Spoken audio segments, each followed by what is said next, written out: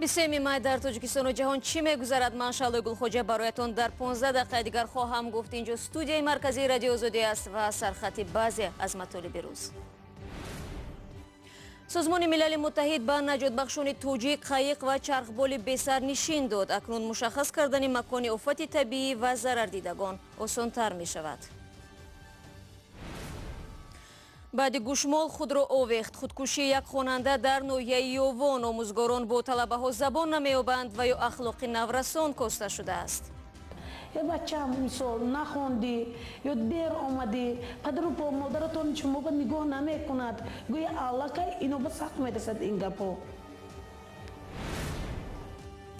ҷоми ҷаҳонии футбол дар Русия охирин шонси намоиши малакаи Лионел Мессӣ дар канори Пелеву Марадона ҷой мегирад ва ё танҳо яке аз ситораҳои маъмулии футбол боқӣ мемонад. ва шурӯъ мекунем аз он ки раиси ҷумҳурии Тоҷикистон ба таъсиси Фонди Пешвои Миллат ризоят дод. Эмомалии Раҳмон 17 май зери тағйирот дар қонуни молии давлатӣ имзо гузошт ки таъсиси ин фондро дар назар дорад.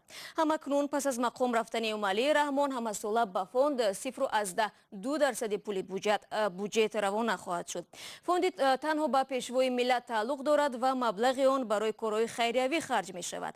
соли 2016 қонун дар бораи асосгузори сулҳу ваҳдати миллии Пешвои Миллат қабул шуд ки ба Эмомалии Раҳмон иҷоза медиҳад барои як умр шахси аввали Тоҷикистон бимонад. мухолифини ҳукумат аз ин қонун ҳамчун талоши аз худ намудани қудрат танқид мекунанд.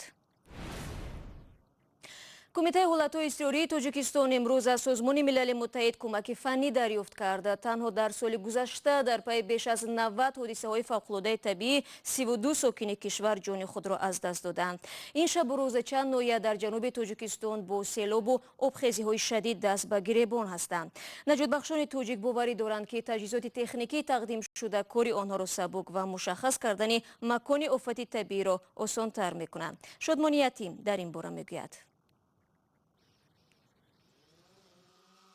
бо ин дрон одамонро наҷот медиҳанд. бо он кормандони кумитаи ҳолатҳои фавқулода аз баландии 6 километр ҳудуди 7 километр масоҳатро метавонанд таҳқиқ кунанд.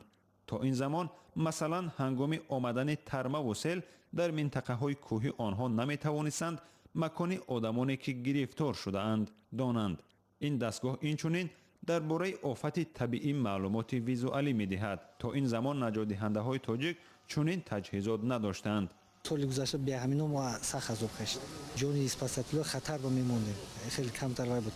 ин ҳозир камтар ҳам масъалаи бехатарӣ ва наҷотдиҳандагон ҳам овайшудагӣ ҳам вақте ки равон мекунем ин сёмкае ки ин дорад мо аз рӯи сёмкаи ҳамин харита тартиб дода метавонем ҷои ҳодисаи рӯй додая. ин ҷузъе аз кӯмакҳои барномаи рушди Созмони Милали Муттаҳид ба кумитаи ҳолатҳои фавқулода аст. таи як маросим рӯзи 23 май ба нерӯҳои наҷотбахши тоҷик 6 адад трактор ва булдозер, 18 қайиқи муҳаррикдор, 4 адад ҳавопаймои бидуни сарнишин ва 3 адад аз ин дронҳо супурда шуд.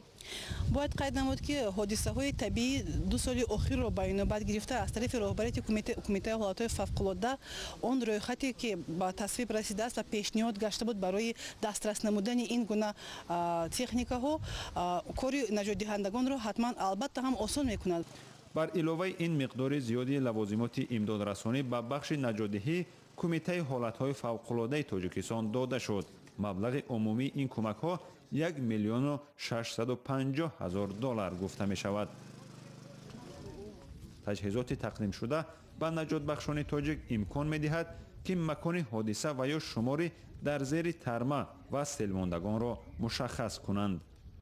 тақдими кӯмакҳои фаннӣ ба наҷотбахшони тоҷик дар ҳолест ки ба гуфтаи мақомоти тоҷик 95% рӯстоҳо дар Тоҷикистон дар минтақаҳои хатарзо воқеъ аст.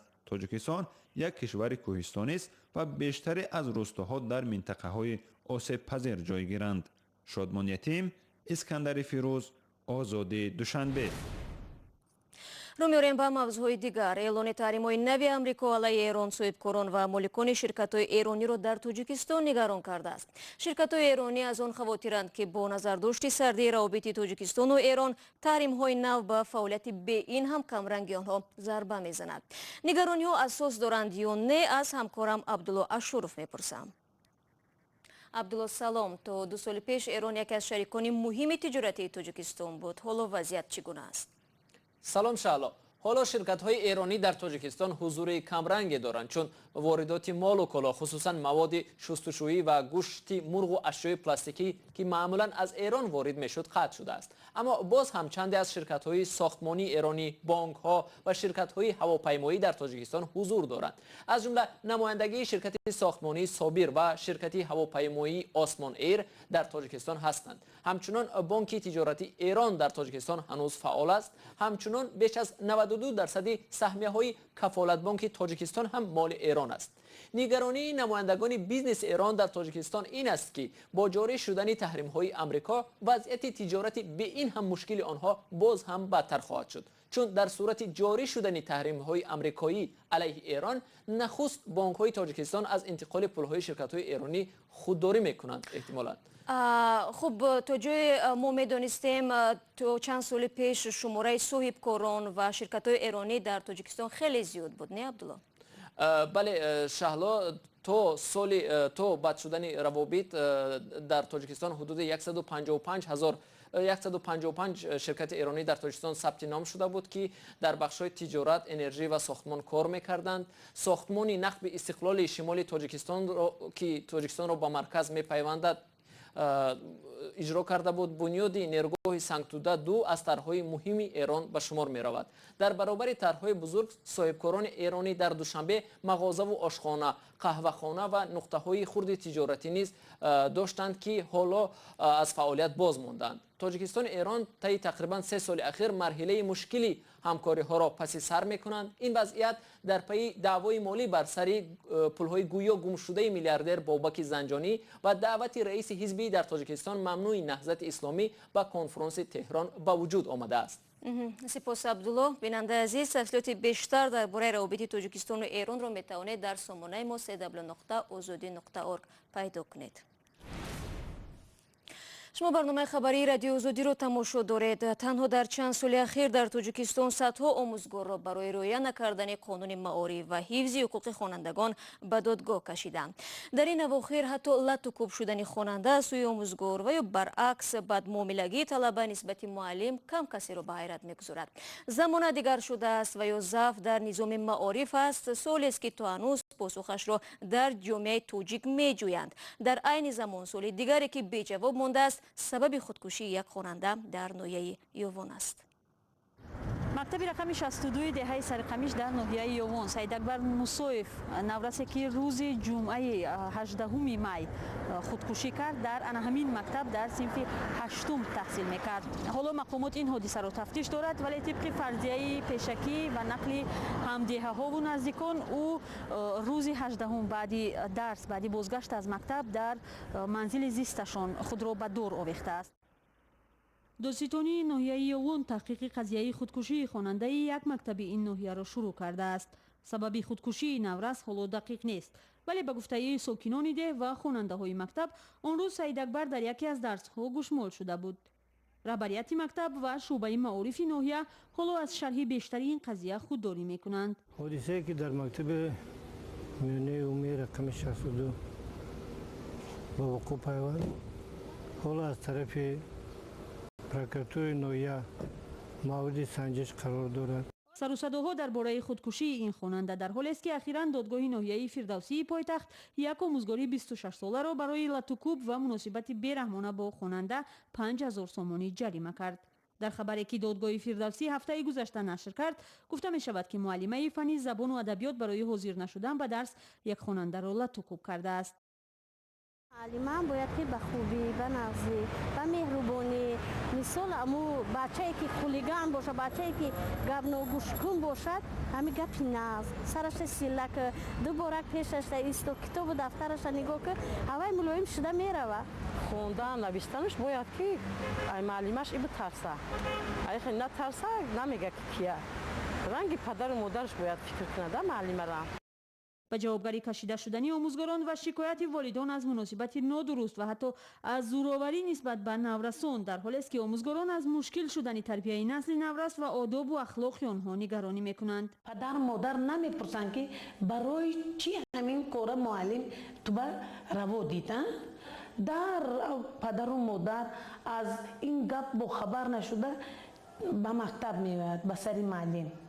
ба таъкиди омӯзгорони собиқадор, муаллимони ҷавону навкор ки аз шеваи муносибати дуруст бо хонандаҳо огоҳ нестанд, дар ҳолати асабоният ба кӯдакон бархурди нодуруст мекунанд ё ҳатто аз латукуб кор мегиранд.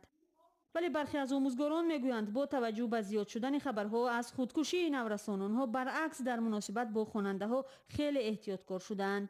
ҳозир кӯдакон доим асабиянд. намедонам аз чӣ сабаб бошад ки гапи амин нағзам ва ё ба чӣ хел мефаҳмад, киноя мефаҳмад.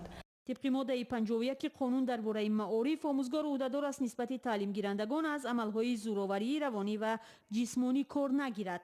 бино ба иттилои расмӣ дар 3 соли ахир дар Тоҷикистон 6000 омӯзгор барои иҷро накардани ӯҳдадориҳои худ ва ҳифзи ҳуқуқи ноболиғон ба додгоҳ кашида шуданд. дақиқ нест ки чӣ теъдод аз ин омӯзгорон барои латукуб ё пас задани шаъну шарафи хонанда муҷозот шуданд, аммо шикоятҳо аз сӯи волидон дар мавриди берун шудани омӯзгорон аз ӯҳдадориҳои худ дар муносибат бо хонанда кам нест.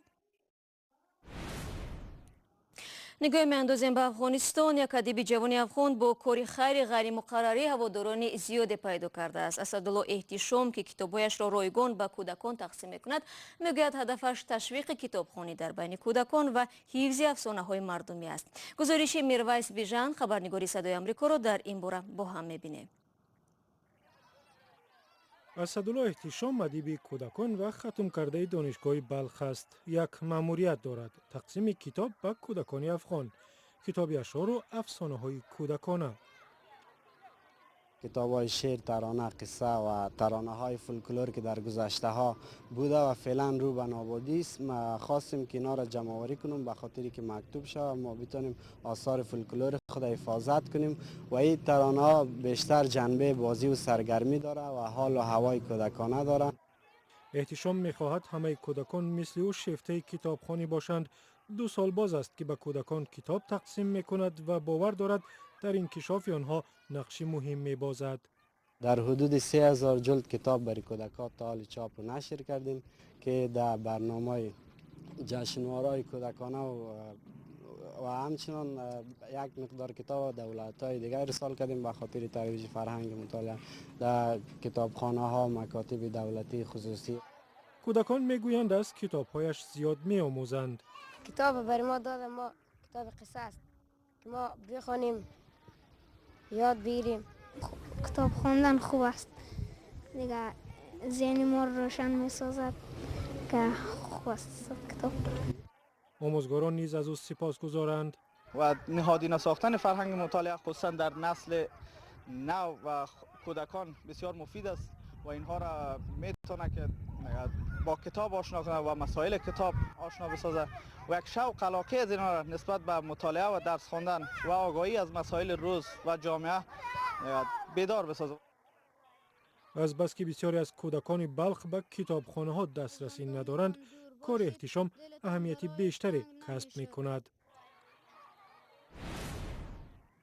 جام جهانی فوتبال 2018 14 ایون در روسیه شروع می شود. با برگزاری این چوره‌بینی بزرگ ورزشی روسیه تلاش دارد توان خود را به جهانیان نشان بدهد، اما برای استعاره فوتبال جهانی لیونل مسی مسئله دیگر پیش رو است.